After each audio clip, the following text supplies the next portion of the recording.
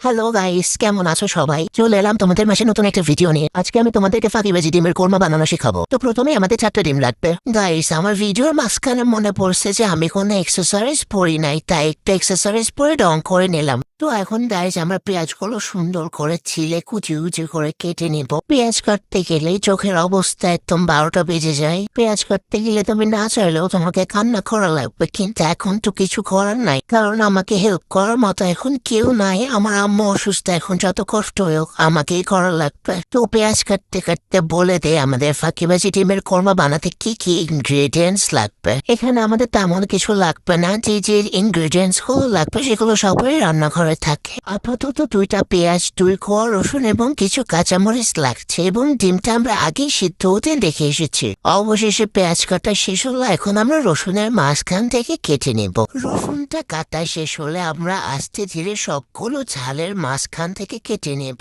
ঝাল কাটতে কাটতে গাইজ বলে রাখি, তোমরা নওশিন ডায়েরি পেজটিকে ফলো করতে একদম ভুলবে না। আর আমি ভিডিও মেক করা শুরু করছি ফান পারপাসে, যাতে তোমাদেরকে একটু বিনোদন দিতে পারি। তো গাইজ, আমার ভিডিওগুলোতে একটু বেশি বেশি লাইক করো, শেয়ার করো এবং সাপোর্ট করো, যাতে আমি তোমাদেরকে বিনোদন দেওয়ার জন্য সামনে আরো ভালো ভালো ভিডিও মেক করতে পারি। তো আমাদের ঝাল কাটা শেষ, এখন আমরা পেঁয়াজ, রসুন আর ঝালটা একটা বাটিতে তুলে ধুয়ে নিয়ে আসবো। তো আমরা পেঁয়াজ এবং রসুনটাকে একটা মিক্সিং বলে নিয়ে নেব, সাথে আমরা ডাল এবং এলাচের ফল দিয়ে দিব। এবার একটু পানি দিয়ে আমরা মিক্সারের বাটিটার মুখটা আটকে দিব। সবগুলো সুন্দর করে ব্লেন্ড করে একটা স্মুথ পেস্ট বানিয়ে নেব। সবকিছু মিক্স করা শেষ, এখন আমরা একটা বাটিতে কিছু পরিমাণ পানি নিয়ে 2 প্যাকেট গুঁড়ো দুধ দিয়ে দিব।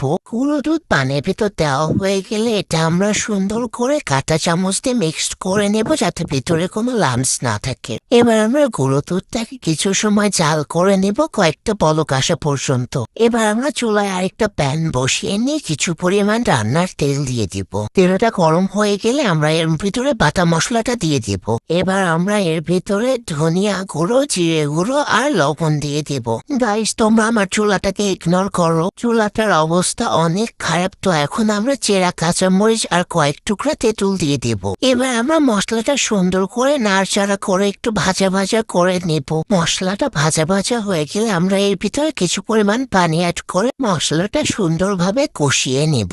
এবার আমরা এর ভিতরে দুধ অ্যাড করে দেব, এবং দুধটা একটু জাল হওয়ার পর ডিম অ্যাড করে দেব। বাট আমি দুধ আর ডিম দেওয়ার ক্লিপটা নিতে ভুলে গেছি।